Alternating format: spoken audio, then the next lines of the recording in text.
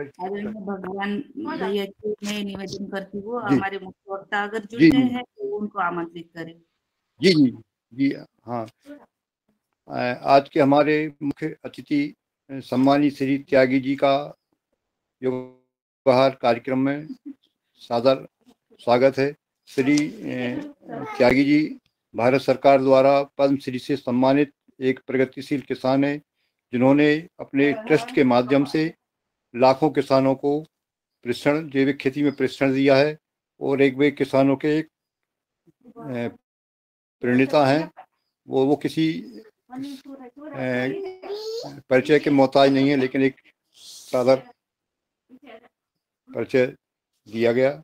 श्री त्यागी जी अपने उद्बोधन से हम सभी को लाभान्वित करें। सादर आमंत्रण त्यागी जी। हाँ जी जी, प्रणाम। प्रातःकाल सभी को प्रणाम। प्रणाम प्रणाम। प्रणाम सुप्रभात। जी जी नमस्कार। इसमें ऐप खत्म हो गया था तो ऐप को डालने में देर होगी थोड़ी सी। हाँ आपके प्रथम शब्द से ही हम लोग प्रफुल्लित हो गए हैं। आपका जो आप जी प्रणाम आपको। जी प्रणाम। और मैं सभी को बहुत हृदय से प्रणाम करता हूँ। और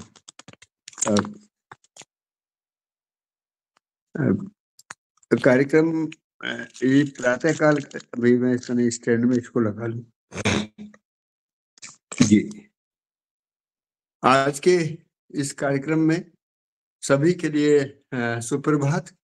और ये कार्यक्रम बड़े महत्वपूर्ण है क्योंकि प्रातःकाल की बेला में यदि हम लोग जिंदगी को जीने के लिए कुछ इस तरीके से शरीर और प्रकृति को जोड़कर कुछ ऐसी चीजों को देखते हैं कि जिनसे हम लोगों को कोई एक नए रास्ते उदय होते हैं और आने वाली पीढ़ी को भी उससे प्रेरणा मिलेगी। तो एक तो आपके द्वारा ये कार्यक्रम आयोजित किया गया, मैं हृदय से आपको पुनः पुनः साधुवाद करता हूँ।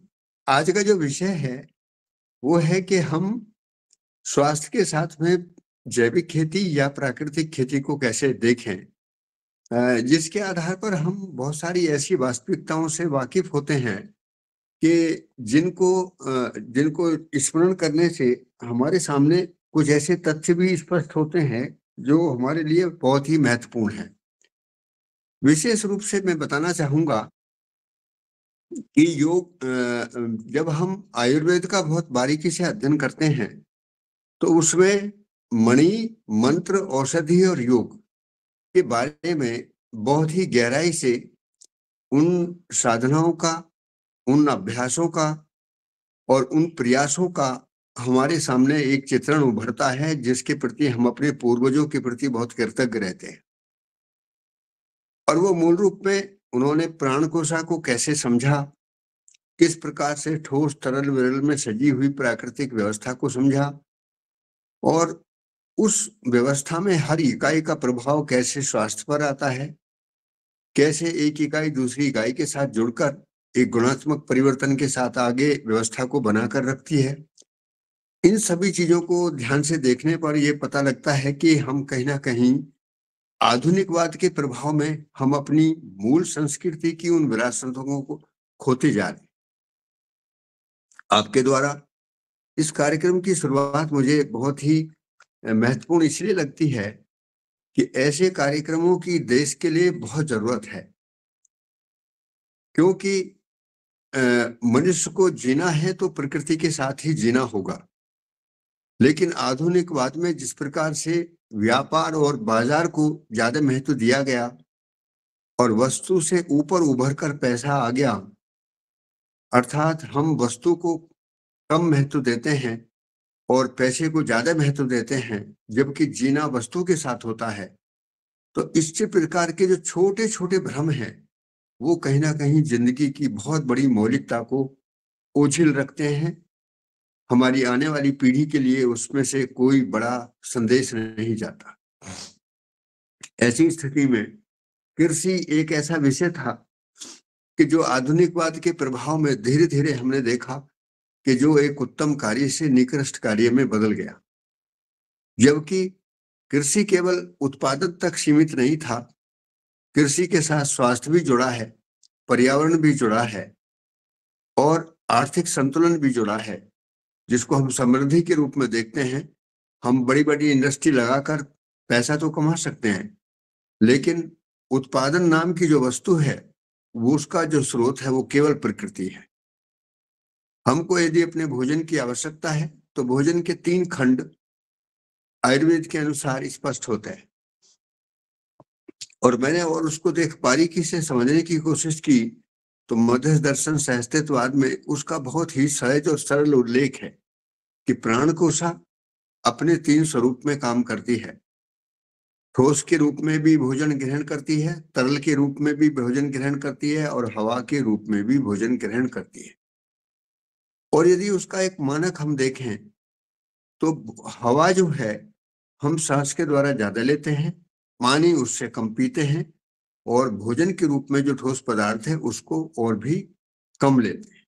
इस प्रकार प्राण कोशा का जो नियम है वो विरल अवस्था के साथ ज्यादा है, पानी के साथ दूसरा और ठोस के साथ तीसरा। लेकिन हम जब इस तरीके के विज्ञान को ठीक ढंग से नहीं समझ पाते तो आप बारीकी से देखेंगे कि सारा दिन हमारा ध्यान ठोस पर ही ज्यादा रहता है, पानी पर उससे कम, और सांस लेने पर ध्यान कम रहता है। इसलिए भारत में ही प्राणायाम को, योग को पूरी दुनिया के लिए एक यह संदेश दिया कि मनुष्य को इस धरती पर यदि स्वस्थ रहना है तो भोजन से ज्यादा उसको हवा भी आदमी के शरीर के लिए पोषण करती है, उस पर ध्यान देना है। इस प्रकार अग्निहोत्र और ऐसी अनेक प्रकार की विधाएं भारत में पहले से पनपती रही। अनेक विचारधाराओं, अनेक साधनाओं और अनेक तरीकों से शरीर को स्वस्थ रखने की परंपराएं भारत में बनी रही। इसी प्रकार मैंने देखा कि वर्तमान सरकार के द्वारा भी जैविक खेती और प्राकृतिक को बढ़ावा दिया गया ताकि देश रसायनों से मुक्त हो। और आज का विषय में मैं बताना ये चाहूंगा कि पूरी दुनिया में जिस प्रकार से रसायनों का एक आंधी की तरह प्रयोग हुआ है अधिकतम उत्पादन के लिए, वो बहुत ही गंभीर समस्या है। उसके लिए हमको जनजागृति की आवश्यकता है। पूरे देश को इस तरीके की विचारधाराओं से जोड़कर सचेत करने की जरूरत है कि यदि आने वाले समय में हमने इन रसायनों से मुक्ति नहीं पाई तो कहीं ना कहीं ऐसे असाध्य रोगों से घिर जाएगा मानव कि वो चाहे कुछ भी कर ले, क्योंकि आज पानी भी जहरीला है, हवा भी जहरीली है और भोजन भी जहरीला है। कहीं ना कहीं हम छोटे छोटे किसान भाई भी ऐसा सोच लेते हैं कि हमने थोड़ी मात्रा में जहर का इस्तेमाल किया है कीड़े को मारने तक, लेकिन उनको ये पता नहीं होता कि उसका अवशेष कहीं ना कहीं धरती की किसी ना किसी अवस्था में चिपका ही रहता है, चाहे वो मिट्टी के साथ हो, चाहे वो पानी के साथ हो, चाहे वो हवा के साथ हो। और कई बार तो हम ऐसा सोच लेते हैं कि खरपतवार नाशी जो दवाइयों का इस्तेमाल हो रहा है ये तो जहर ही नहीं है, लेकिन ऐसा नहीं है साथियों। खरपतवार नाशी, फफूंदनाशी या कीड़े मकोड़ों को नाश करने के लिए, बीमारियों को नाश करने के लिए रसायनों का इतना बेतरतीब से प्रयोग है। और धीरे धीरे अब हम जिस तरीके से भोजन को कुपोषित करते जा रहे हैं तो फूड सप्लीमेंट के नाम से भी अंतरराष्ट्रीय स्तर पर बहुत बड़े बड़े इस तरीके से तमाशे सामने नजर आ रहे हैं, जिनके द्वारा बड़ी बड़ी कंपनियां अपना बहुत बड़ा कारोबार कर रही हैं और वो मनुष्य को नाना प्रकार की ऐसी चीज कि आपको इस तत्व की पूर्ति हो जाएगी, इस तत्व की पूर्ति हो जाएगी, जबकि शरीर का नियम यह है कि शरीर किसी भी एक तत्व को विशेष रूप से ग्रहण नहीं करता, वो समन्वयता के साथ में सभी एक दूसरे के साथ में पोषण के साथ में रहता है। जैसे मैं उदाहरण आपको बताऊं कि नीम के अंदर जो कड़वाहट होती है जिसको अजाडी रेक्टिन बोलते हैं, वो शीतल रूप में जहर है, लेकिन उसको पचाने का तत्व ही नीम के बीज में ही होता है। तो हम जब नीम का सेवन करते हैं तो हमको जहर पचने का तंत्र भी हमारे शरीर में साथ साथ जाता है, तो तब वो औषधि का काम करता है। तो आयुर्वेद में रसों के द्वारा जिस प्रकार से शरीर को पुष्ट रखने का विज्ञान है उसको पूरे देश को भली भांति समझने की जरूरत है। और खेती से जुड़ा हुआ ये इसलिए भी है कि हम लोगों ने अनाज, दाल, तेल, फल, सब्जी, मसाले, जड़ी बूटी, पशुओं के लिए चारा, इमारती लकड़ी और धरती के पर्यावरण को समृद्ध बनाए रखने के लिए खेती की परंपरा को छोड़ दिया। केवल गेहूं, गन्ने, धान पर सिमट कर रह गए और जो फसलें केवल बाजार में बिकती हैं उनको ही लगाते हैं। इससे नुकसान ये हो गया कि हमारी जो भोजन श्रृंखला है वो बहुत कमजोर हो गई। मैं आप सभी से, जो लोग मेरी बात को सुन रहे हैं, उनसे निवेदन करता हूं कि वो बहुत ही ध्यान से बारीक अनाज को, जिसको हम सिरियन भी बोलते हैं या जिसको मिलेट भी बोलते हैं, उसका सेवन जरूर करें, क्योंकि किसी भी एक निश्चित अनुपात में हमारे शरीर के अंदर जो मुख्य रूप से जो बड़े घटक होते हैं भोजन के, वो तो हमको कहीं ना कहीं से आपूर्ति हो जाती है, लेकिन जो बहुत न्यूनतम घटक के रूप में जो जिन पोषक तत्वों की आवश्यकता होती है, उनको मिलने का स्रोत बहुत ही कमजोर है। हमारे भोजन पकाने की प्रणाली, हमारे खेत में उत्पादन करने का तरीका, तो खेत से लेकर रसोई तक जो भी सिलसिले हैं वो इतने कमजोर हो चुके हैं कि जिसमें आने वाली समय में ये पीड़ा होती है कि हम अपने बच्चों को किस तरीके से स्वस्थ रख पाएंगे। तो ऐसे में ये कार्यक्रम आपके द्वारा जो चलाया गया है, मैं आप सभी को बहुत हृदय से साधुवाद देता हूँ और बार बार मुझे खुशी होती है कि कम से कम इस प्रकार के कार्यक्रमों को आगे बढ़ाया जाए। और प्रातः काल की बेला में ये आपने समय बहुत उचित रखा है कि मन शांत रहता है और अपनों से अपनी बात करने में बहुत खुशी होती है। और ऐसे समय में यदि हम किसी बात को सुनते हैं तो एक दिन के हिसाब से और एक दिन एक जिंदगी के हिसाब से आगे कदम बढ़ाने के लिए प्रेरणा देता है।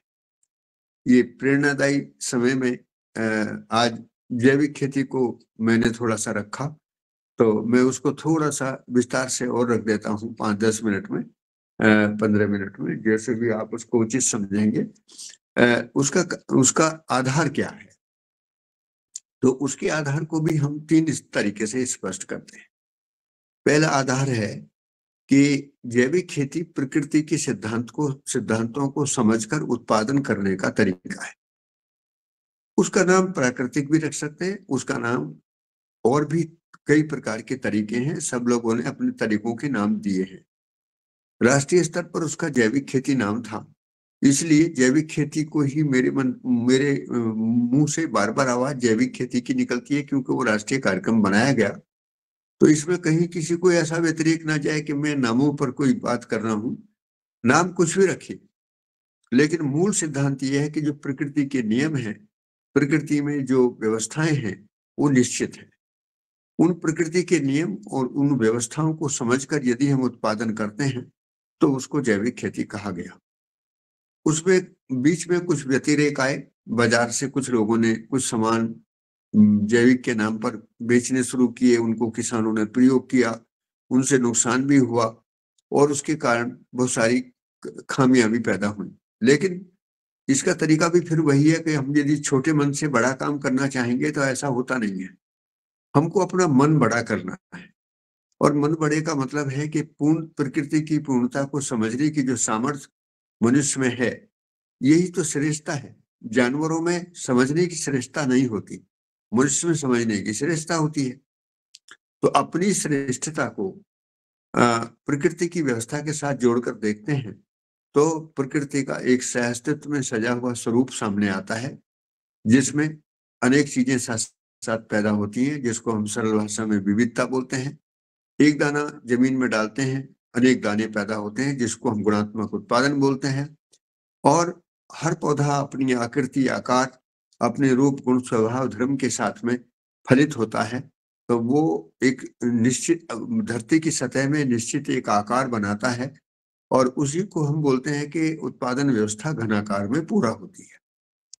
चौथा बड़ा महत्वपूर्ण मुद्दा है वो है कि प्रकृति की व्यवस्था में एक नैसर्गिक संतुलन बना रहता है, अर्थात हर क्षेत्र के हिसाब से जहां जहां तापमान, वर्षामान और ऋतुमान एक निश्चित अनुपात में काम करते हैं, उसी के अनुपात में वहां के जीव जंतुओं के शरीर, उनका भोजन और वहां के बीज, वनस्पतियों की बीज परंपरा और उनके पोषण का नियम वहां पर लागू रहता है। इसलिए धरती में उर्वरता को बढ़ाने के लिए हमको अलग से कोई विशेष कार्यक्रम नहीं करने हैं, बल्कि एक खेत में अनेक फसल लगाकर हम फसलों का पोषण फसलों के द्वारा करने के विज्ञान को समझ लेते हैं। ये मनुष्य की बहुत खूबसूरती की बात है, और उसमें बहुत कुछ मात्रा में खेत में पानी की आपूर्ति भी होती है, क्योंकि कुछ पौधे हवा से भी पानी ग्रहण करते हैं, कुछ पौधे मिट्टी से पानी ग्रहण करते हैं। बरसात तो साल भर में एक ही बार आती है, लेकिन पौधों में हमेशा पानी को बनाए रखने के लिए और पानी के संतुलन के लिए परस्परता में पूरकता से काम करने का एक नियम प्राकृतिक है। हम वैज्ञानिकों से भी ये बात कहते हैं कि वैज्ञानिक भी यदि इस सच्चाई को समझते हैं तो धरती को न ज्यादा पानी की जरूरत है और न ही ज्यादा बाहर से कहीं खाद लगाने की जरूरत है। जब कभी रासायनिक खाद खेती को छोड़कर आप जैविक खेती की तरफ जाना चाहें तो उसके लिए आपको थोड़ा सा 1 या 2 वर्ष में थोड़ा मेहनत करनी होगी। धीरे धीरे खरपतवार भी नियंत्रित होने लगते हैं, उनकी भूमिका भी समझ में आने लगती है। कीड़े बीमारियां भी संतुलित होने लगते हैं, उनकी भी भूमिका समझ में आने लगती है। और ये पता लगता है कि प्रकृति का अपना जो स्वरूप है वो बहुत ही सुंदर है, उसमें नियम भी है, नियंत्रण भी है, संतुलन भी है।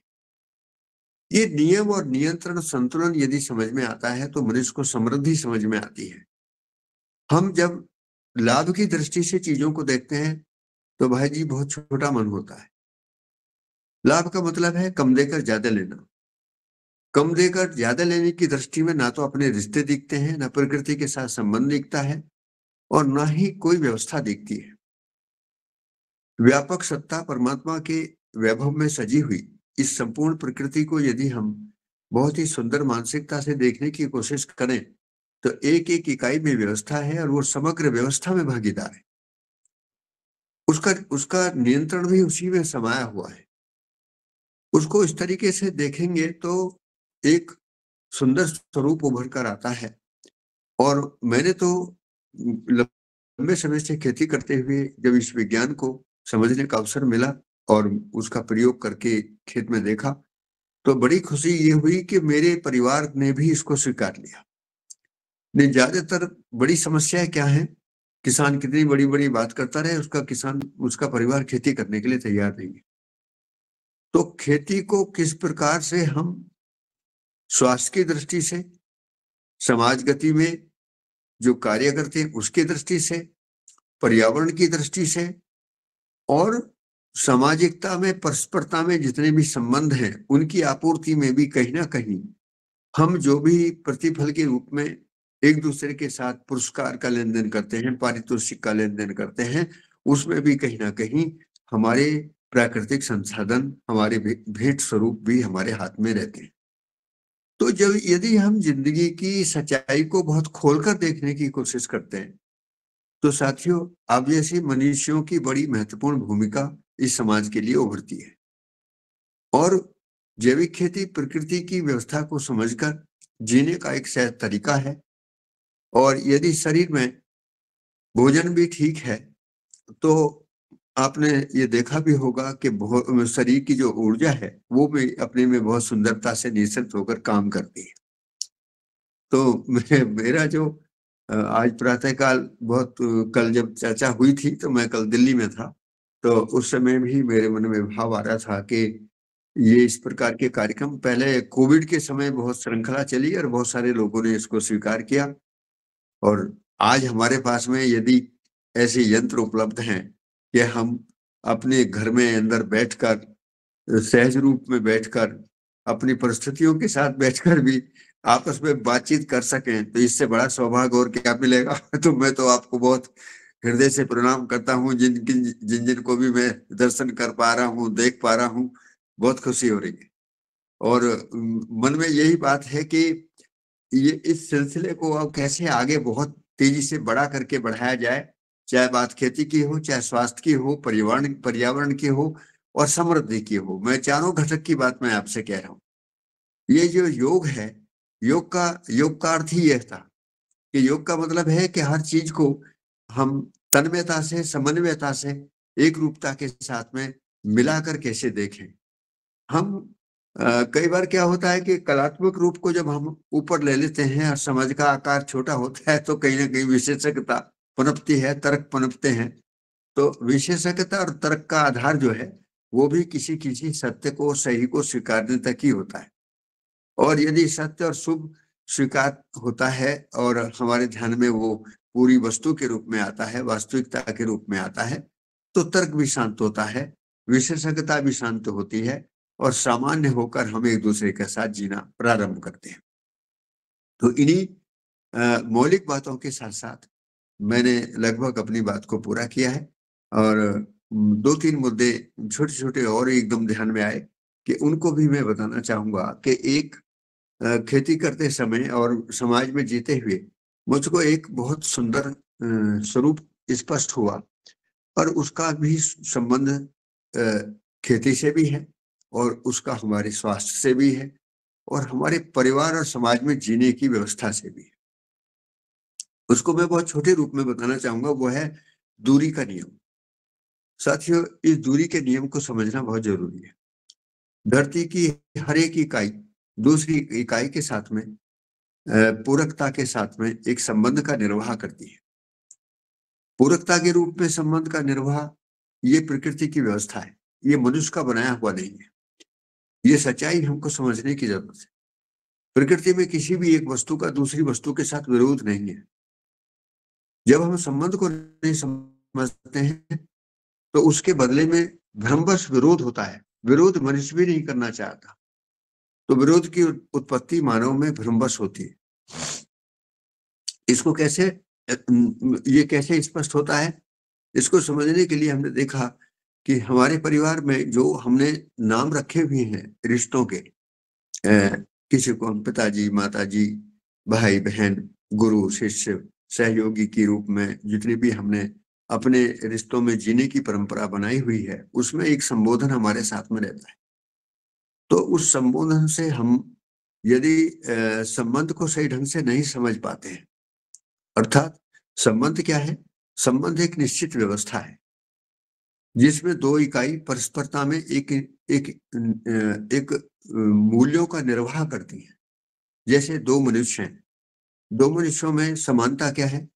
उनकी जो चेतना का स्तर है, उनकी मानवीयता का जो स्तर है, मानव के रूप में जो जीवन का जो स्वरूप है, वो एक रूपता में काम करता है। लेकिन शरीर की भिन्नता के कारण अभिव्यक्ति में हम कहीं ना कहीं उन चीजों को देखते हैं जो केवल इंद्रियों के स्तर पर हमको दिखती है। तो यहाँ पर इंद्रियों को ज्ञान मानने में बस केवल एक ही बात सामने आती है कि इंद्रियां हमको क्षणिक ज्ञान के बारे में आभास कराती हैं, लेकिन वो वास्तविकता में मूल्यों के रूप में ज्ञान क्या है, मूल्यों के रूप में सुख क्या है, मूल्यों के रूप में संबंध कैसे निर्वाह होता है, उसका आभास उसमें नहीं होता। इसलिए इंद्रियों से अधिक गणित और गणित से अधिक समझ है। समझ के आधार पर ही हम संबंध को समझते हैं, संबंध को पहचानते हैं, उसमें मूल्यों का निर्वाह करते हैं। निर्वाह होता है तो एक दूसरे को उभय तृप्ति होती है, उभय तृप्ति से ही हम कहीं ना कहीं एक दूसरे में खुश होते हैं। तो ये जो परिवार में केवल हम शब्दों को बोलते हैं और मूल्यों का निर्वाह नहीं हो पाता, समानता को नहीं देख पाते, तो एक निश्चित दूरी भी बिगड़ी रहती है। शरीर के आकर्षण में कभी किसी के बहुत नजदीक जाते हैं तो कभी किसी से दूरी बनाते हैं, कभी किसी से बोलना पसंद करते हैं तो किसी से बोलना नहीं पसंद करते थे। कई बार तो अभिव्यक्ति में बोलने पर भी जोर पड़ता है। तो मेरा निवेदन आपसे ये है कि हम अपने विचार को, अपने व्यवहार को और अपने कार्य को 3 स्तर पर हमको अब अध्ययन पूर्वक एक अभ्यास की आवश्यकता है कि हमारे विचार में वस्तु का आकार कितना आया है। जैसे हम यदि सही जीना चाहते हैं तो सही क्या है सभी के लिए, इसका उत्तर मेरे पास है क्या? इस पर विचार की आवश्यकता है। हम यदि शुभ चाहते हैं तो सभी के लिए शुभ क्या हो सकता है, ऐसी वास्तविकता मुझे स्पष्ट है क्या? हम सभी सत्य बोलना चाहते हैं तो सत्य के रूप में एक रूपता से उसकी परिभाषा सार्वभौमिक क्या होगी, वो स्पष्ट है क्या? तो यदि हमारी मानसिक चेतना के स्तर पर हमारी चाहना में केवल शब्द रखे हुए हैं और शब्द का अर्थ और वस्तु हमको स्पष्ट नहीं है, तो हमारी चाहना अधूरी रहती है। चाहना अधूरी रहती है तो हमारा व्यवहार अधूरा हो जाता है और हमारा कार्य भी अधूरा हो जाता है। व्यवहार का मतलब है मनुष्य के साथ जो हम भाषा बोलते हैं उस भाषा में पूरी बात नहीं जाती, हमारे अपने मतलब की बात तो जाती है। शरीर के अर्थ में हम जितना जीने की कोशिश करते हैं उतना संकेत तो हमें एक दूसरे को देते हैं, लेकिन उससे मनुष्य को तृप्ति नहीं मिलती। सम्मान का भाव, विश्वास का भाव, न्याय का भाव जो हमारे अंदर बना रहता है, यदि उसकी पूर्ति नहीं होती है तो हमारा बोलना सार्थक नहीं होता है।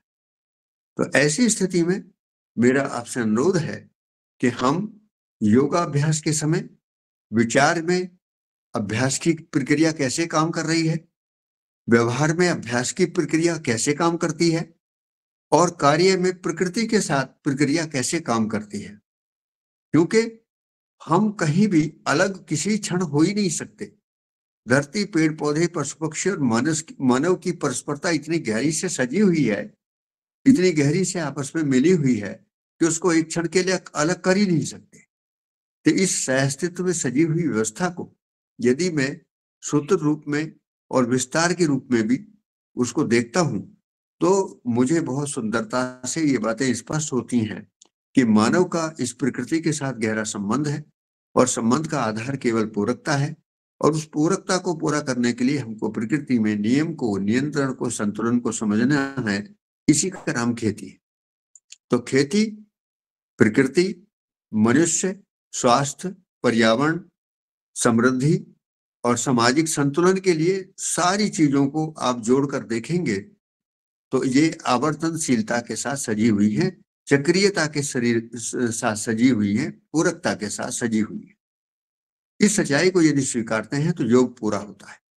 योगाहार कार्यक्रम में आपने मुझे बोलने का अवसर दिया, मुझे बहुत अच्छा भी लगा और मुझे अपनी जिम्मेदारी से बोलने पर बहुत खुशी भी हुई कि मैं अपनी जिम्मेदारी से बोल सकूं, आप जिम्मेदारी से उसका विश्लेषण कर सकें, सुन सकें, मनन कर सकें, शोध कर सकें और हम सब मिलकर इस धरती को सुंदर बनाएं, इस धरती पर रहने की व्यवस्था को साकार करें।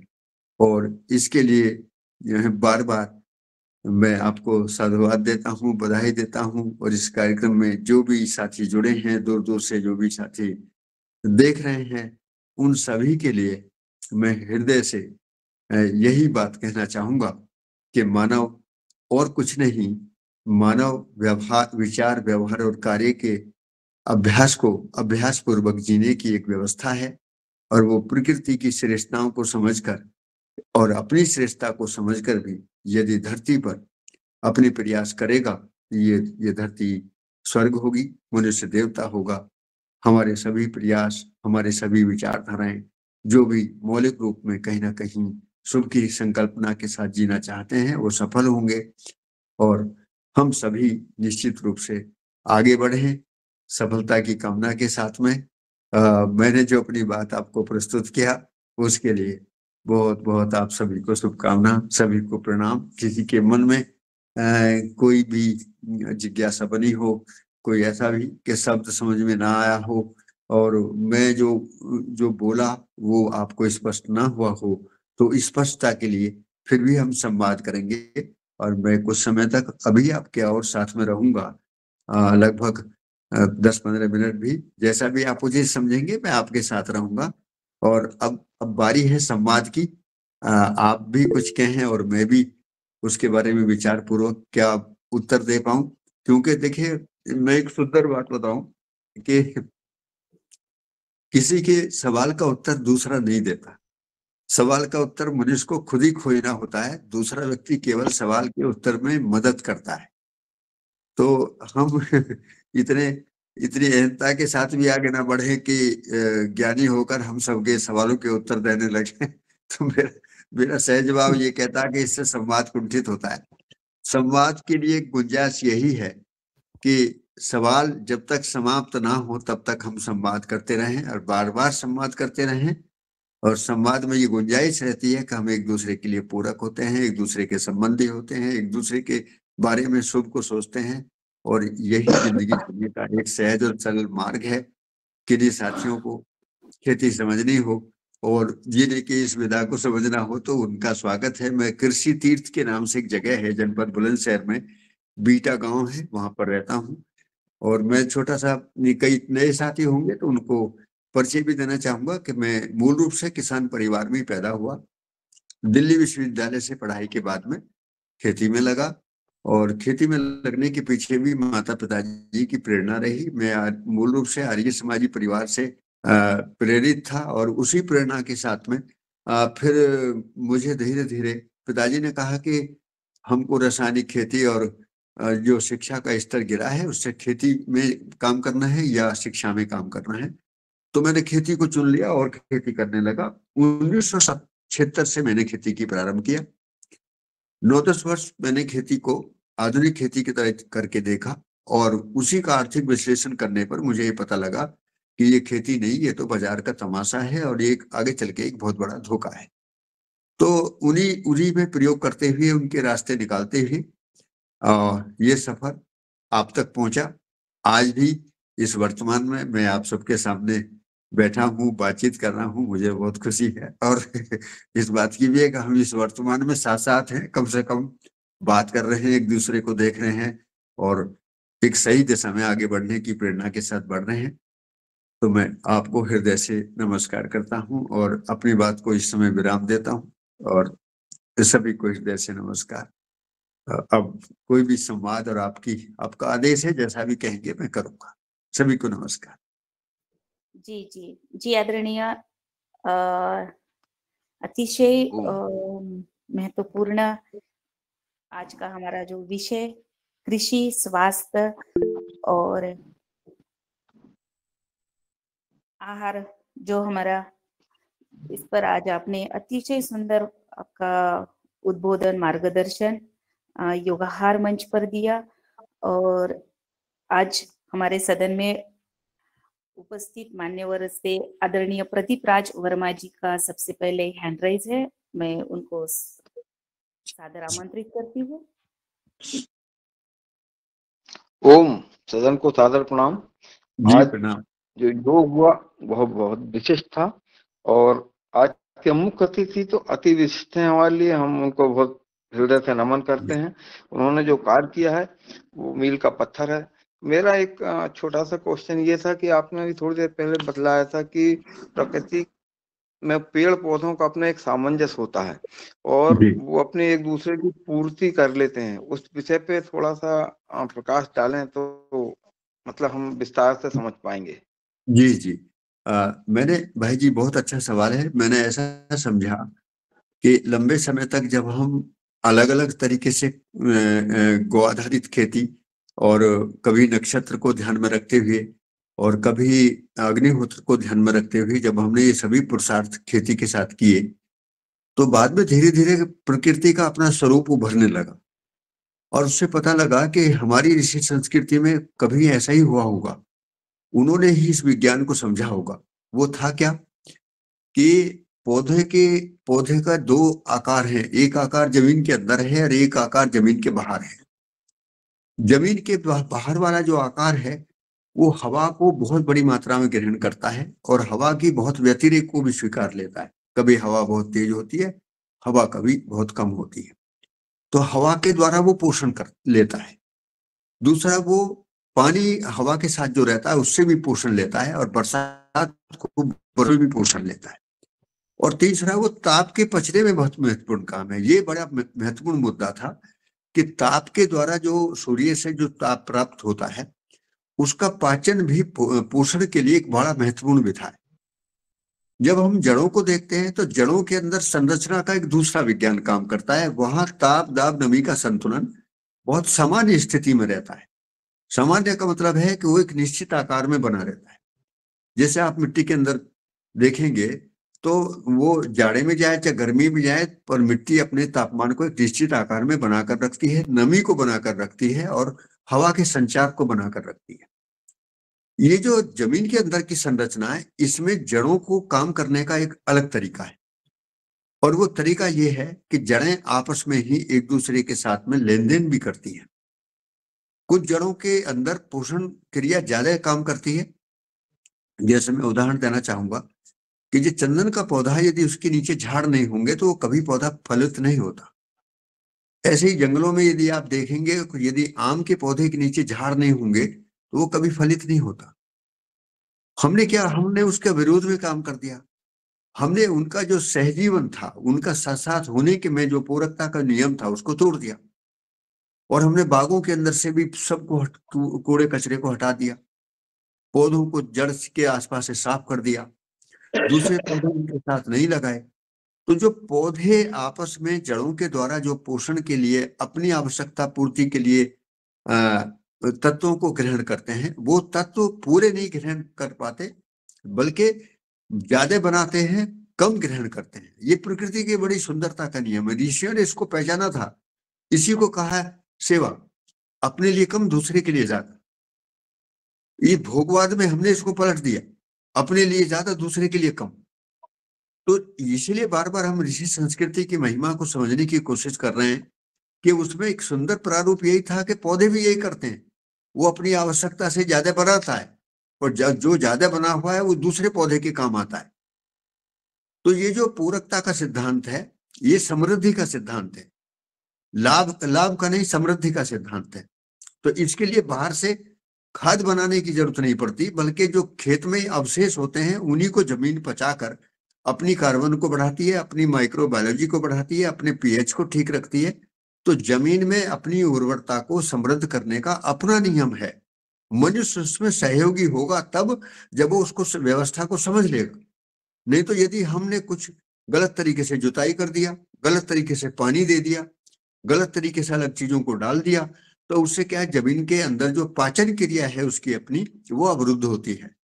ये मैं ध्यान दिलाना चाह रहा था। तो 2-3 वर्ष के अभ्यास में हम यदि समझकर इस कार्यक्रम तरफ बढ़ते हैं तो हमारी लागत खर्च तो खत्म होता ही है, बल्कि बहुत सारी जो मेहनत अनावश्यक होती है वो भी कम होती है। जी नमस्कार। जी आदरणीय, जी धन्यवाद, अतिशय सुंदर। और मैं आगे आदरणीय दिनेश चंद्र सिंहवाल जी भाई साहब का हैंड राइज है। जी आदरणीय दिनेश भैया, स्वागत है आपका। जी आदरणीय जी, धन्यवाद।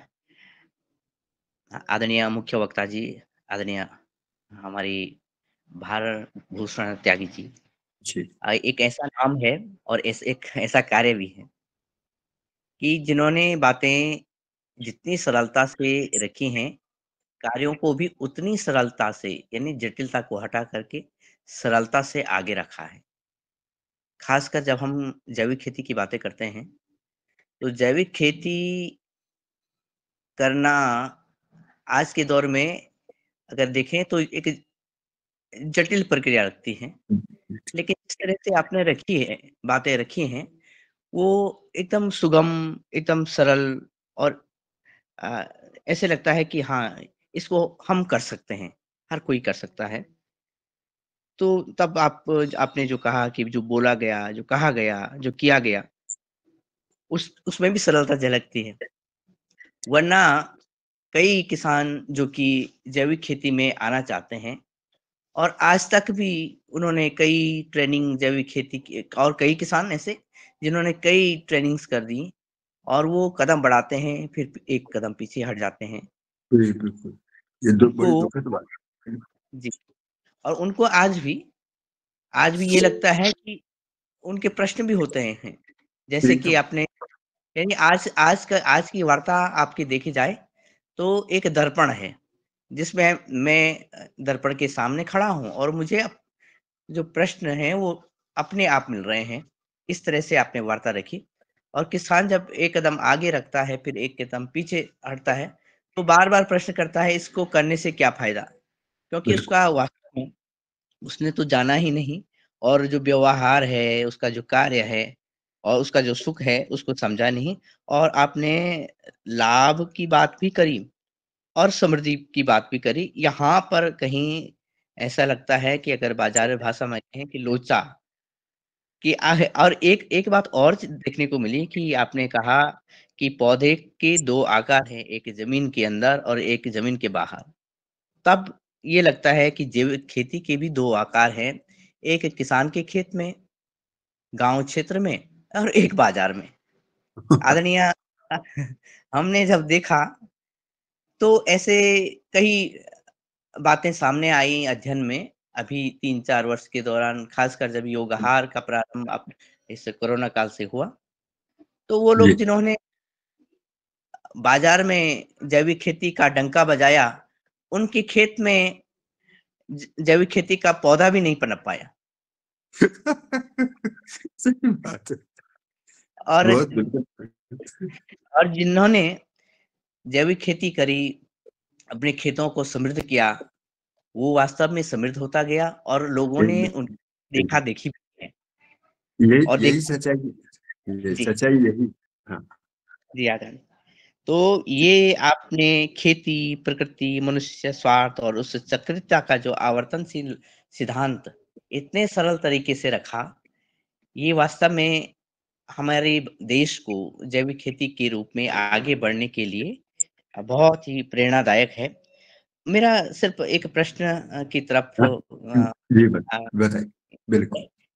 जब जैविक खेती की हम बात कर रहे हैं, तो हमने भी हाँ, ये भी बात रखी है कि हम अपने जो इनपुट हैं, उनको कम से कम बाज़ार से लेने की बातें बहुत कम कर दें। तो उसमें हमारा जो लागत कम हो, ये बात भी रखी गई। तो इसमें जो अगर आपके देखने में जो ख़ासकर हम बीजों को देखते हैं, खाद पर और अन्य चीज़ों पे तो हमारी और चर्चा है।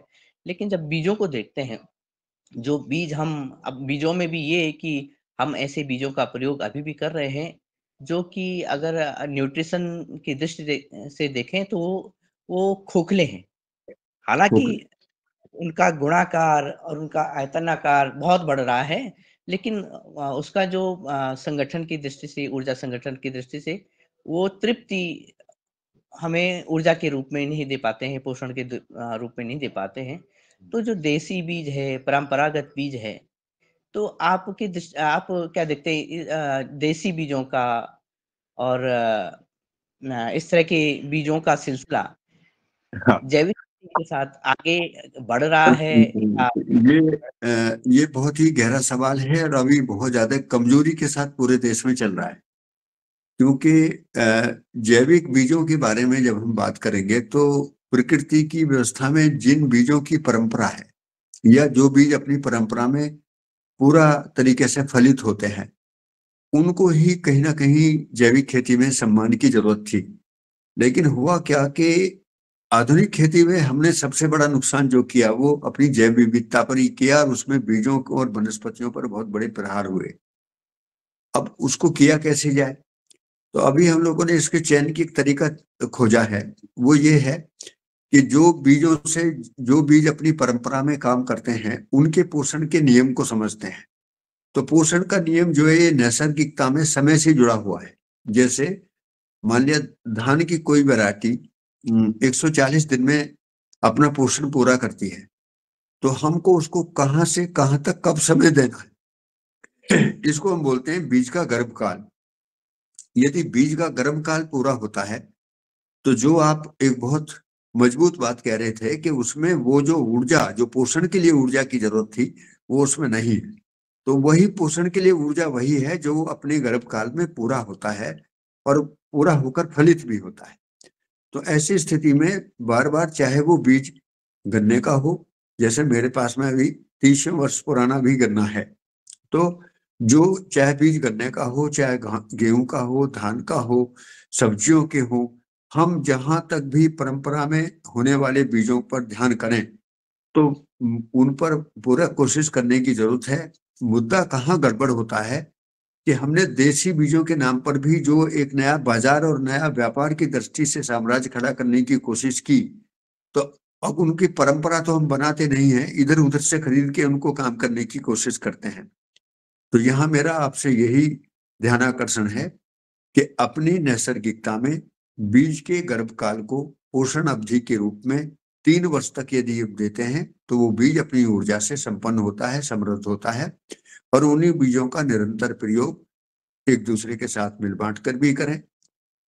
भारत में तो ऐसी परंपरा रही है कि किसान अपने बीजों को दूसरे लोगों को देते थे। तो उसका बीज संवर्धन का नियम था प्राकृतिक संस्कृति में। तो ऐसी स्थिति में बीज समस्या तो है, लेकिन मनुष्य यदि अपनी श्रेष्ठता को पहचान लेगा तो मुझे लगता है समस्या नहीं होगी।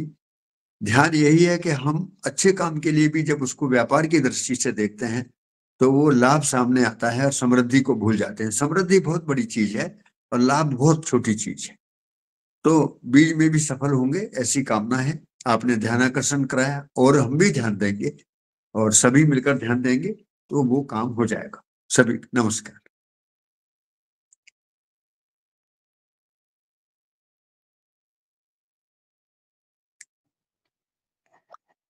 जी आदरणीय रंजना जी आगे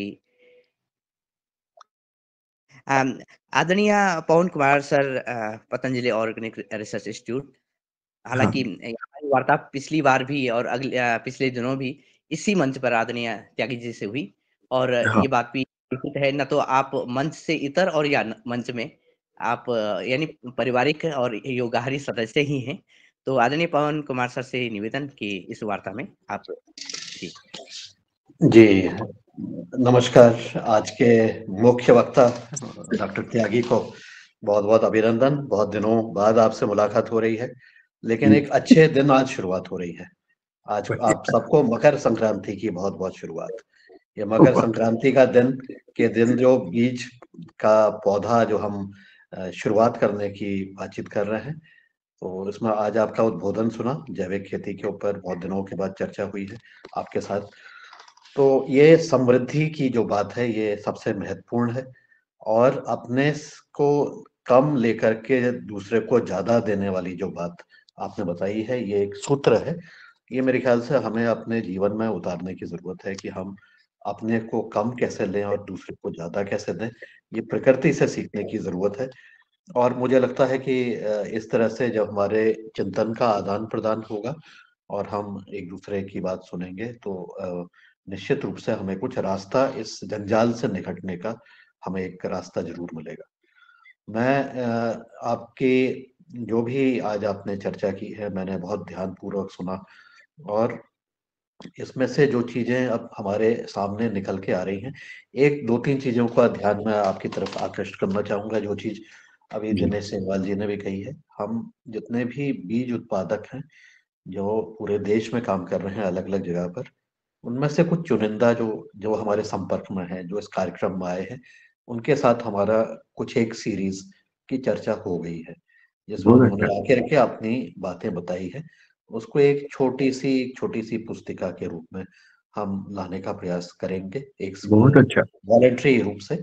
और संभवतः आने वाले दिनों पर हम ऐसे बीज उत्पादक जो हैं उनकी कहानी को उनको सुनाएंगे और उनसे टिप्पणी लेंगे इसी योगाहार मंच पर, जिससे कि उनके कार्यों की पुष्टि भी हो सके। तो इसलिए सभी हमारे जो साथी हैं योगाहार के, जो वॉलंटियर्स हैं, वो प्रयासरत हैं अपना अपना योगदान देने में, लोगों से संवाद करने पर। इस मंच के अलावा भी संवाद कर रहे हैं और उनके जो बातों को कम शब्दों में लिखने का प्रयास कर रहे हैं। ये ऐसे वॉलंटियर्स हमारे इस मंच के माध्यम से एक नया तरह से नया बीज रोपण का काम करेंगे और आने वाले दिनों पर इस तरह से और भी चीजों पर हम आगे संवाद करने का प्रयास करेंगे। अन्य विषय पर भी अभी हम बीज से शुरुआत कर रहे हैं क्योंकि लगता है कि बीज जो है हमारा एक फाउंडेशन है और उस फाउंडेशन के आधार पर ही हम बाकी चीजों पर भी अपने अनुभव के आधार पर आगे बढ़ने का प्रयास करेंगे। तो ऐसा जब सबका एक साथ इनको मंच पर लाएंगे तो उसमें आपको भी हम बुलाएंगे, तो जिससे कि हम सब एक दूसरे की बात सुन करके आने वाले समय का जो रास्ता है वो तय कर सकें। दूसरा, इस मंच पर एक और महत्वपूर्ण बात हुई है, वो ये रही है कि हमारे जो बीज हैं और बीज के अंदर जो वहाँ की जलवायु में और वहाँ की क्षेत्र में पाए जाने वाले सूक्ष्म जीव हैं। एक तो बीज है, उसके अंदर जो सूक्ष्म जीव है उसका एक बड़ा महत्वपूर्ण भूमिका रहती है।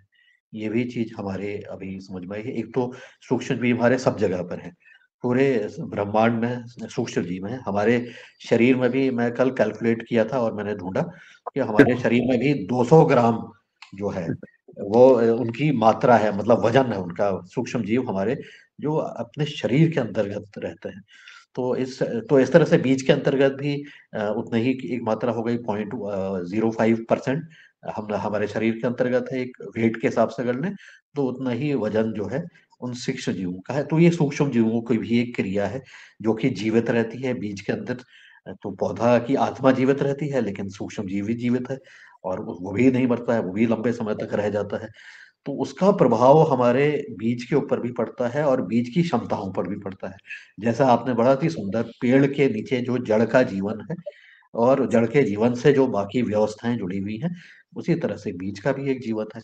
तो ऐसी चीजों पर भी हम आने वाले समय पर चर्चा करेंगे और उस पर बातचीत करते हुए समझने का प्रयास करेंगे कि ये जो अंतर संबंधों का जो ताना बाना है, विभिन्न जीवों का जो जीवन का ताना बाना है, वो एक दूसरे को कैसे प्रभावित करेगा और आने वाले समय पर उसका उसकी उसके उसकी जो उपज है, जो उत्पादन है, उस पर कैसे प्रभाव पड़ेगा। तो इस पर भी हमारी चर्चाएं चल रही हैं। हमारी क्लास हर शनिवार को केवल सूक्ष्म जीवों पर ही है और सूक्ष्म जीवों के आधारित हमारे बायो फर्टिलाइजर जिसको कहते हैं और बायो जो किसान अपने घर पर बना सकता है, उस पर ही केंद्रित हो गई है पिछले 6 माह से निरंतर उसी पर ही चर्चा हो रही है।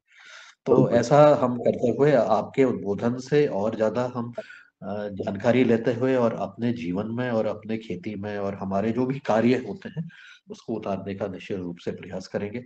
आपसे अनुरोध है कि आप समय समय पर हमें भी अपने विचार से हमें देते रहें, जिससे कि हमारे सदन के जो हमारे साथी हैं वो प्रेरणा पाते हुए इस चीज को आगे ले जाते हुए अपने काम को और बेहतर रूप से करने का प्रयास करेंगे।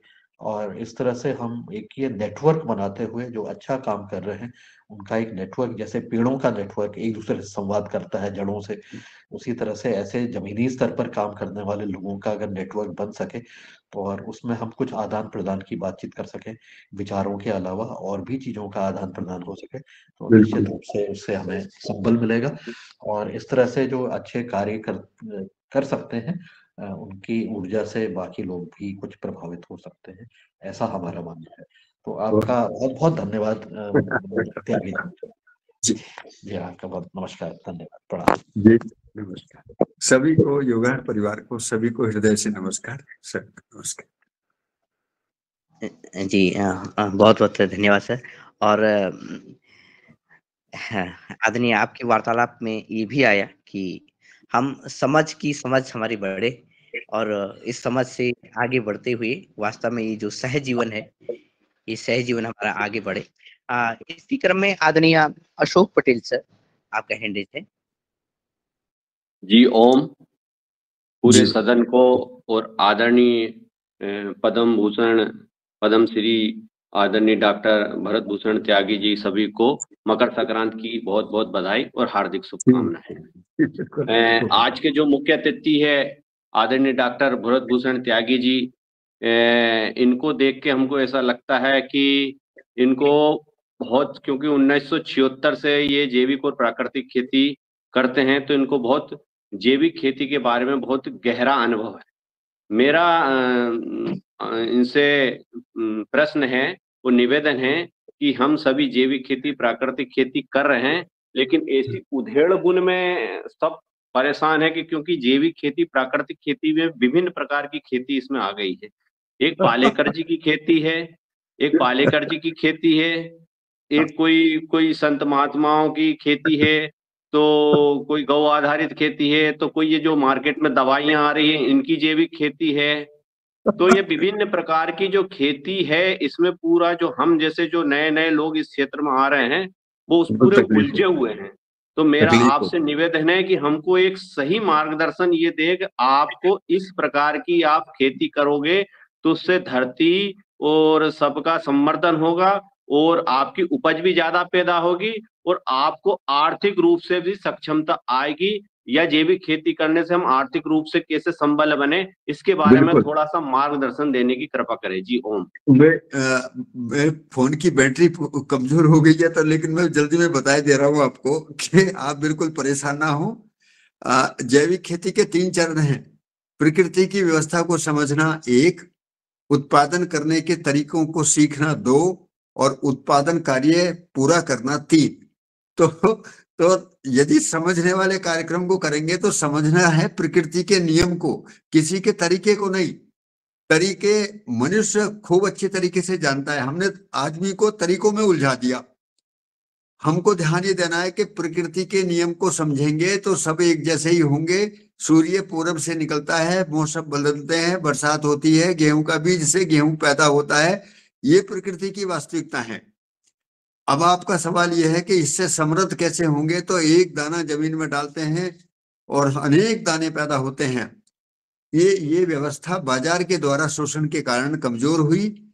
हम बाजारवादी खेती ना करें, खेती को व्यवसाय के रूप में स्वीकार करें। और व्यवसाय का मतलब है कि उत्पादन करने वाला भी मैं ही हूँ, उसको प्रोसेसिंग करने वाला भी मैं ही हूँ, और अपने परिवारों को बेचने वाला भी मैं ही हूँ। तो मैं ये भी नहीं कह रहा कि तुम बाजार में बिक्री करते फिरोगे। इसका एक साझा तंत्र गांव के रूप में बनाया जा सकता है। और हम लोगों ने भी यही प्रयास किया कि जब कुछ परिवार मिलकर इस कार्यक्रम में जुटे तो साथियों, खेती में बहुत पैसा है, बहुत इज्जत है, बहुत ईमानदारी का काम है। और आप इन तरीकों में ना उलझें, क्योंकि इन लोगों ने अपने अपने नाम से जो तरीके इजाद किए, ये ऐसा लगा जैसे सारे लोग प्रकृति की ठेकेदारी करने लगे, और इसमें हमारे किसान भाई बहुत फंसे हैं। तो आपसे मेरा अनुरोध है कि आप प्रकृति के नियम और वास्तविकताओं को जैसा है वैसा स्वीकार करें, और वैसा स्वीकारते हुए अपने खेत में उत्पादन प्रबंधन करेंगे, निश्चित रूप से सफल होंगे। कभी भी आपको कोई भी परेशानी आए, मेरा नंबर दिनेश भाई जी के पास भी है, सभी के पास है, योगाहार परिवार का मैं सदस्य हूँ। तो आप मेरे नंबर पर कभी भी कॉल करें, रात को 8 बजे से लेकर 9 बजे तक मैं आपको पूरी चर्चा करके और पूरे खेत के चित्र वगैरह भेज दूंगा। जो भी कोई आवश्यकता होगी आप खुलकर बात करें। ये सफलता का कार्यक्रम। जी, सभी को प्रणाम। मैं नंबर लूंगा सर आपका, आपसे व्यक्तिगत बात करूंगा जी। होम एकदम एकदम, और घर भी स्वागत है आपका। इधर आ जाओगे तो यही रहो, 2-4 दिन अच्छे से समझो और बस फिर आर पार करो एकदम। जी जी, जी। आदरणीय अशोक पटेल सर, आपका बहुत ही अच्छा प्रश्न था। और ये ऐसा प्रश्न था कि जो कि आने वाले समय में कई लोगों को आगे बढ़ने का अवसर देगा, और उसका उत्तर बिल्कुल हाँ, भाई जी, ये प्रश्न इतना ज्वलंत है इस समय कि पूरा देश फंसा दिया, पूरे देश में किसानों को अवरुद्ध कर दिया, वैज्ञानिक भी अलग अलग हो गए। मतलब इस झगड़े में जैविक करें कि प्राकृतिक करें, हमारे कितने ही किसान भाइयों का मन छोटा हो गया। तो ये आज संस्कृति का पर्व है। इस पर्व पर हम अपनी संकल्पना को इतनी बड़ी जरूर करें कि मैं धरती का ठेकेदार नहीं हूं, मैं धरती पर जीने के लिए जिम्मेदार व्यक्ति हूं। तो मैं अपनी जिम्मेदारी को और अपने विश्वास को अपने साथी को बहुत ही विनम्रता के साथ देने की कोशिश करूंगा, तो ये अभियान बन जाएगा। हम ये आंदोलन वाले कार्यक्रम और ये आवेश वाले कार्यक्रम में मेरी पहचान हो और मेरा ही नाम हो, इसको त्याग दें। क्योंकि यदि इसको नहीं त्यागेंगे तो कहीं ना कहीं अपने मन में मन बहुत छोटा रहेगा, बहुत छोटा रहेगा। मैंने निवेदन किया था, मेरा फोन में गड़बड़ हो रही है जी जी जी आप अवश्य ही वे क्योंकि आज संक्रांति का समय भी, जी बहुत बहुत शुभकामनाएं। बहुत संक्रमण काल ही हम कहें कि आज से हम उस संक्रमण काल में हैं कि जब से हम इन छोटी छोटी बातों को, जब मैं मेरा से उठ करके हम सबका सहयोग आगे बढ़ेंगे। भी आपके माध्यम से आई, और अभी आपका बैटरी का इश्यू भी है, तो हम खेती की बैटरी तो आपके माध्यम से ऊर्जावान कर ही रहे हैं। वो मैं चार्जर नहीं लेके आया, अब अपन की उठूंगा तो फिर उधर जाऊंगा फिर। ठीक है, तो मैं अब समय भी हो चुका है सर, समय भी हो चुका है। आपकी बैटरी डाउन है तो आप म्यूट भी कर सकते हो जी। जी जी, प्रणाम प्रणाम प्रणाम। वो लिप कर रहा है। बहुत बहुत धन्यवाद आदरणीय सभी अतिथियों की, आदरणीय सभी सदस्यों की तरफ से मैं दिनेश सिमवाल आपको बहुत बहुत धन्यवाद करता हूँ, प्रणाम करता हूँ, नमन करता हूँ। कोई भी जिज्ञासा हो, मेरी आवाज पहुंच रही हो तो कोई भी जिज्ञासा हो तो मेरा नंबर दे देंगे, मैं बात करूँ। जी नमस्कार। मैं आपका साझा कर रहा हूँ। जी जी जी आदरणीय, बहुत धन्यवाद जी। और इसी क्रम में आदरणीय डॉक्टर दुबे सर, आपका हैंड रेज़ था, कृपया आप बात रखिएगा। धन्यवाद दिनेश जी। अब डॉक्टर साहब तो चले गए, डॉक्टर साहब से ही मेरा सवाल था एक्चुअली, कि उनकी बात मैं सुन रहा था, पटेल जी का सवाल भी पूछ रहा था और पूरी चर्चा भी सुन रहा था मैं। तो उनका जो अनुभव है, वो अनुभव, समृद्धि और बाकी सब जो बातें कही उसको दोहराऊंगा नहीं मैं, लेकिन जिस किसान, मतलब उनका वो निचोड़ जो मैं समझ पाया हूँ कि भाई गांव आधारित ही खेती हो, गांव आधारित ही विपणन हो, मार्केटिंग हो, स्वावलंबन हो। यह फार्मूला तो दिखने में बहुत अच्छा दिख रहा है, ग्राम स्वराज का फार्मूला है, वो पुराना फार्मूला है, गांधी विनोबा जी ने दिया हुआ। लेकिन मेरे मन में जो हमेशा प्रश्न आता है कि जिस किसान को अपना पालन पोषण अपने परिवार का करना है, उनके बच्चों को लिखाई पढ़ाई करना है, उनको दवा दारू और बाकी भी जो व्यवस्था करनी है, वो तो बाजार से आती है। तो ग्राम स्वराज के लेवल पे अगर विपणन हो, वहीं पे अगर ये हो, तो जिस किसान की आय ही सिर्फ खेती पर निर्भर है, वो ये सब व्यवस्थाएं कैसे कर पाएगा, यह मैं डॉक्टर साहब से जानना चाहता था। धन्यवाद। जी आदरणीय, ये आपका प्रश्न है, संभवतः ये ज्वलंत प्रश्न भी है और हो सकता है इसका उत्तर आपके पास ही हो, ये बात भी है। और दूसरी बात ये कि मैं असल में किन्हीं महानुभाव से कल बात कर रहा था, बाजार और बाजारवाद पर बात हो रही थी। तो मेरा यही प्रश्न जो आपने रखा है, ऐसा ही कुछ प्रश्न था। तो उन्होंने कहा कि बाजार वो कि जो जिसमें हम अपनी लेन-देन की, खाने-पीने की, रहने-सहने की समस्याओं का समाधान पाते हैं। लेकिन बाज़ारवाद वो जिसमें कि ये क्रिएट किया जाता है। हमारी डिमांड्स क्रिएट की जाती हैं, हमारी वस्तुएँ बिकी, वो बातें क्रिएट की जाती हैं और ख़ासकर ये वाद और हमारे प्रश्नों की जटिलता, गहनता और उनका भारीपन भी इसी वाद के कारण आगे बढ़ा है, जिसमें हम वास्तविकता भूल गए। और वास्तविकता ये कि ऐसे कई किसान अभी देखने, सुनने और पढ़ने में आए हैं, जिन्होंने अपनी समृद्धि और अपना लाभ स्थानीय स्तर पर मजबूत किया है और वो बहुत अच्छे संपन्नता के साथ आगे भी बढ़े हैं। और हालाँकि मेरा इसमें बहुत बड़ा अनुभव तो नहीं है, लेकिन ये बात भी सामने आई कि जब हम वस्तुओं को, खासकर जो खाद्य की वस्तुओं को बहुत लंबे अ, सर्कल में बड़े परिवहन के साथ आगे बढ़ाते हैं, तो उसका जो भाड़ा है, भाड़े के साथ भाड़ा बढ़ता है, ये प्रक्रियाएँ बढ़ती हैं, लेकिन उसके साथ-साथ उसकी गुणवत्ता में बहुत कमी आ जाती है। ये भी आपके माध्यम से हमने सुना भी है और इस प्रश्न का उत्तर पुनः हम भरत भूषण त्यागी जी से सुनेंगे भविष्य में। लेकिन मैं समझता हूँ कि अ, हैंड रेज़ है हमारी योगाहार टीम से, तो और दुबे सर आपका भी हाँ, हैंड रेज़ है तो आप बात रखिएगा और आदरणीय मुनीलाल जी भाई साहब से निवेदन है। दिनेश जी, आप आप कई जगह पे चर्चा करते रहते हो, आपके मन में भी यही बात थी। मुख्य प्रश्न यही है कि जो खेती आधारित ही व्यवस्था पर आधारित है, अब थोड़ा सा अपन यदि ऑब्जेक्टिवली थिंकिंग करो, तो जिनका बाकी के व्यवसाय चल रहे हैं, पालन पोषण की, परिवार की व्यवस्थाएं और कई रास्ते से चल रही है, उनके लिए तो या मतलब खुद का ही उत्पादन करना, खुद ही खाना, यह तो संभव है। लेकिन जिसके लिए खेती के अलावा दूसरा चारा ही नहीं है, वही उपज है, वही विपणन है, उसी के आधार पे उसको परिवार चलाना है, तो वो बाकी की जो व्यवस्थाएं है, क्योंकि बाकी की व्यवस्था तो शहर आधारित है, शिक्षा हो, दवा हो, बाकी भी जो हो, ये तो बाजार आधारित है और शहर आधारित है। तो शहर आधारित व्यवस्था तो स्वावलंबी नहीं है, तो निश्चित वो बाजार आधारित है।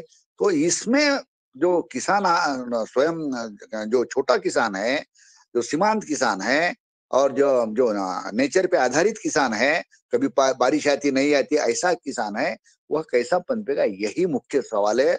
और मैं समझता हूँ कि हम योगाहार परिवार की जब शुरू में बात हुई थी तो 85% अपने किसान भारत देश में ऐसे ही है कि जो 2 एकड़ 2.5 एकड़ वाले 5 एकड़ के से कम है और नेचर पर आधारित है, ऐसे किसान उनकी सफलता कैसे हो, उनकी उन्नति कैसे हो, यह प्रश्न जब आपके हमारे सबके मन में रहता है तब ये सारे सवाल आते हैं। उनका एक समाधान होना चाहिए, इसलिए ये बात थी। तो इस बात को जहां जहां पे जैसा भी संभव हो या अपने प्लेटफॉर्म में भी संभव हो तो उनकी उन्नति के लिए क्या कर सकते हैं, इस दिशा में अगर कोई मार्गदर्शन करना चाहता है तो अपन उसको वेलकम करेंगे। धन्यवाद।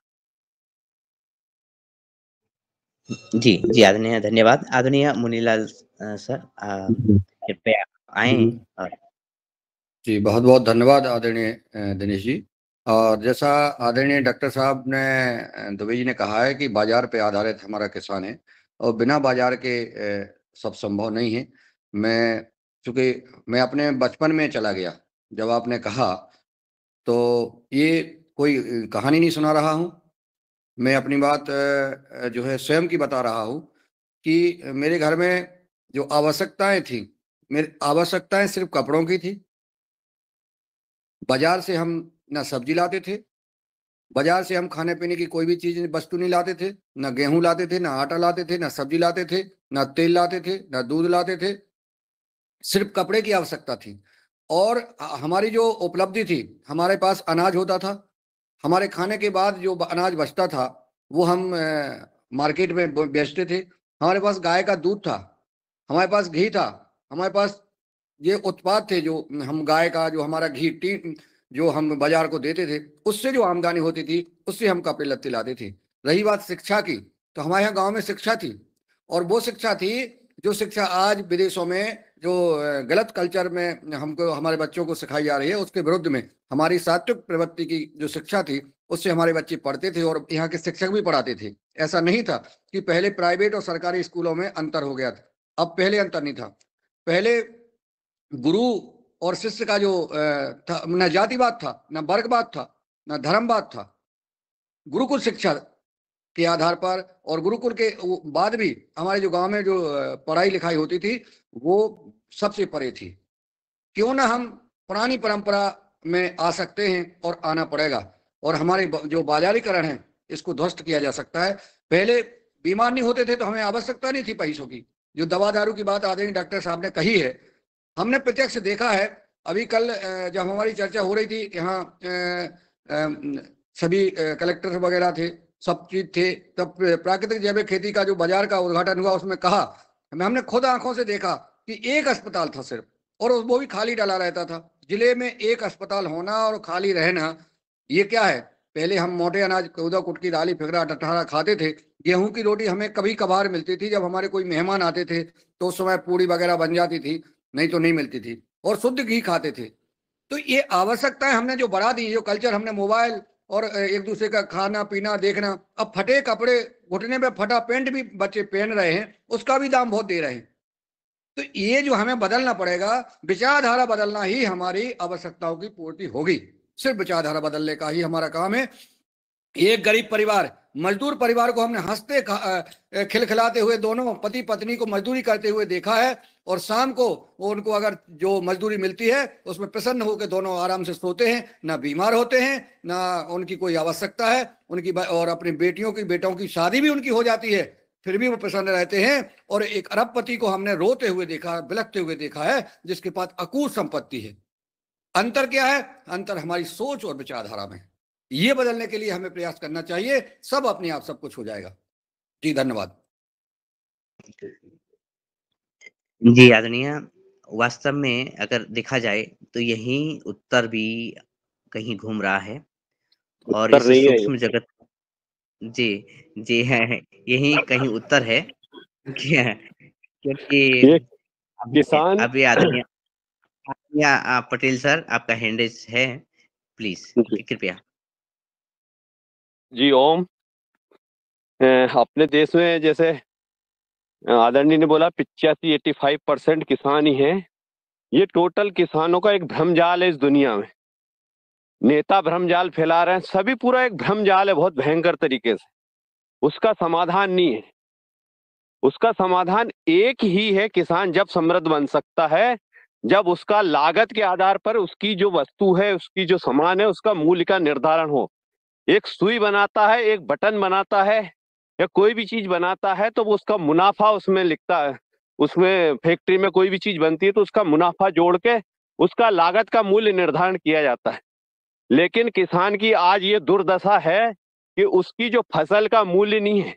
जब तक उसकी फसल का मूल्य नहीं मिलेगा, किसान को ऐसे ही पूरे नेता और देश के सब भ्रमजाल में फंसाते रहेंगे, भाषण देते रहेंगे और वो समृद्ध नहीं बनेगा। उसका एकमात्र कारण उसकी फसल का मूल्य का निर्धारण, उसकी लागत के आधार पर मूल्य का निर्धारण होगा तो ही संभव होगा। आज की पूरी जो परिस्थिति, राजनीतिक परिस्थितियां हैं, ये किसान को निपटाने में लगी हुई है कि किस प्रकार किसान को निपटा के और खेती को उद्योगपतियों के हाथ में दिया जाए। और कोई आंदोलन करता है तो उसको आतंकवादी घोषित कर दिया जाता है इस देश में। तो लागत के आधार पर मूल्य निर्धारण होगा तो ही किसान समृद्ध बनेगा, बाकी सब भ्रमजाल है। ये कड़वा सत्य है, ये आप सभी लोग जानते हो। जी ओम। ये जो है आदरणीय अशोक पटेल जी कह रहे हैं कि हमें लागत हमारी कम करना है, इसी तो उपाय बता रहे हैं प्रभु। लागत किसान की लागत कम कैसे हो? जब वो यूरिया डीएपी और तमाम केमिकल जहर बाजार से खरीदेगा तो लागत बढ़ेगी। अब लागत बढ़ा के और फिर कह रहा है कि हमारी जो है हमें लाभ ज्यादा मिले। जितनी लागत बढ़ाओगे तो लाभ कैसे मिलेगा? अरे लागत कम करो। अपना हमें खेती किसानी करना है वो हम घर से हम अपना जैविक गाय पालें, जैविक गौमूत्र गोबर के द्वारा हम खेती करें और हम डालें, उसकी लागत कम करें। लागत कम करोगे तो हमें लाभ मिलेगा। ये करना नहीं है। आधुनिक स्तर पे हमें खेती करना है, हमें आंदोलन करना है। आंदोलन अगर आप करोगे, आंदोलन आप ठीक ठाक करोगे, देश के लिए करोगे, मांग कर रहे हो। आंदोलन का मतलब मांग है। मांगना ऐसा थोड़ी होता है कि गाली दे के मांगो, दूसरे उल्टे सीधे क्रियाएं करके मांगो। मांग रहे हो आप कि जो है आप क्या कर रहे हो। इस प्रकार से कई कारण हैं अशोक भैया। इसलिए आप जो है जो बात कर रहे हो ये राजनीति से परे है। राजनीति से हट के हमें बात करना है कि हमारा किसान का भला कैसे हो सकता है, सही कार्य कैसे हो सकता है। आप स्वयं जो है जैविक खेती अपने लिए कर रहे हो, बाकी आप सोच रहे हो ना अपना भला। इसलिए हर किसान को आप जैसा भला सोचना चाहिए कि हमारा परिवार कैसे जो है दवा दारू से बचेगा। ये उपाय अवश्य करना चाहिए, इसकी चर्चा होना चाहिए। जी सदन से निवेदन कि आने वाले समय में इसी गर्माहट के साथ एक चर्चा हो। और वास्तव में पटेल का प्रश्न बहुत ही गंभीर भी है, उनकी बातें गंभीर है। और गंभीरता ये है कहीं ना कहीं तो कुछ न कुछ तो है, और उस कुछ न कुछ में सबसे बड़ी बात आदरणीय कही है कि हमें जो शिक्षा दी गई है वो गांव को और खेती किसानी को खत्म करने की शिक्षा हम प्राप्त कर रहे हैं कई सालों से। और हम बाजार खड़ा कर रहे हैं, और आज हम सभी देख रहे हैं कि बाजार खड़ा हो रहा है, लेकिन सबसे बड़ा बाजार कौन है? जमीन का बाजार सबसे बड़ा बाजार है। जमीन बेचो और सबसे मोटा रुपया कमाओ। आदरणीय मैं अभी हरियाणा क्षेत्र में, पंजाब क्षेत्र से वापस आया। मैंने देखा कि इन बड़े जमींदारों ने 2008 से लेकर के और 2015 के बीच अपनी जमीनें बेच दी थी। आज उनके बच्चे नशा की गिरफ्त में इस कदर घूम रहे हैं, और उनमें से अधिकतर लोगों से मेरा संपर्क हुआ, वो आज भी हिमाचल और चंडीगढ़ के मध्य आंदोलनरत हैं। तो गुमराही तो हमें ऐसी पढ़ाई गई है बहुत ही जबरदस्त। उसमें कुछ सरकारों का, कुछ हम किसानों आगे का दिन अपन डिबेट के लिए रख लेंगे। आज मकर संक्रांति है तो मकर संक्रांति की बधाई के साथ समापन करें। दिनेश जी, आज 7 बजे से लेकर के शाम तक लगातार स्नान का शुभ मुहूर्त है, और हम भगवान सूरज की नई रोशनी में नहाएं और ये खुद को ही समझाएं कि कैसे हम क्या कर सकते हैं, बेहतर कर सकते हैं। क्योंकि ये मंच तो हमारे वाद विवाद और इस तरह से वार्तालापों का है। इसमें हम नित्य निरंतर बात रखते रहेंगे और ये अच्छा भी है, नई बातें भी सामने आ रही हैं, नई बातें भी होनी ही चाहिए। और इन सभी बातों के साथ बहुत-बहुत शुभकामनाएँ हैं आदरणीय सभी को मकर संक्रांति की। और संक्रांति के साथ-साथ जी, आदरणीय रमेश चंद्र मेहरा सर, आपका हैंड रेज़ भी था। आप कृपया आएँ और आज के सत्र को करें, ऐसा आपसे निवेदन है। जी ओम, सदन को नमन। हमने तो बहुत बाद में सुना, हमारी कक्षा लगी थी गांव में, तो यहाँ पर हम कक्षा में थे बच्चों के साथ, तो ज़्यादा हमने सुना नहीं, पर आज की जो बाद में जो चर्चा हुई, जहाँ प्रश्नोत्तर हो रहे थे, वहाँ से जरूर हमने सुना है। तो वो प्रश्नोत्तर सही भी हैं, उन पर होना भी चाहिए। और आज मकर संक्रांति की सबको हार्दिक हार्दिक बधाई। और हम तो आदरणीय यादव जी से पूछ रहे हैं कि वो कह रहे थे कि हम नर्मदा जी में डुबकी लगाएंगे, तो कहाँ हैं? डुबकी लगेगी नर्मदा जी में, बस आ रहे हैं। तो हम पलासी में हैं, है ना? अरे डिबेट में बित गए, डिबेट में। हाँ, तो मैं पलासी में हूँ अभी, है ना?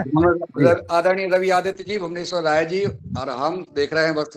और वहीं अपन आज बुड़की लेंगे, सबको सूचना कर दो। 9 बजे की बुड़की है, तो 9 बजे से लेंगे अपन, बढ़िया आनंद के साथ झूम के। चलो, तो मैं भी अब पलासी से आता हूँ, है ना? हाँ, अशोक जी भी आ जाओ, झूम के। आप हो कहाँ? मैं पलासी में हूँ। जी हैं? अच्छा, मुन्नीलाल जी। हाँ, ये टीकमगढ़ में है कि इधर नर्मदापुरम में ही आ गए? हम नर्मदापुरम में हैं, अभी थोड़ी झूम के बात कर रहे हैं आपसे। आ जाओ तो फिर तिल के लड्डू खाओ यहीं आज। आ जाओ, फिर नहाते अपन। जी आ जाओ। जी जी, मैं तो खेत में आया हूँ अभी, देखो फसल लगी बढ़िया एक नंबर। 5G किसान हो तुम, 5G किसान हो, नेता हो तुम कांग्रेस के। अरे सच्चाई छुप नहीं सकती झूठे उसूलों से, और खुशबू आ नहीं सकती कागज के फूलों से।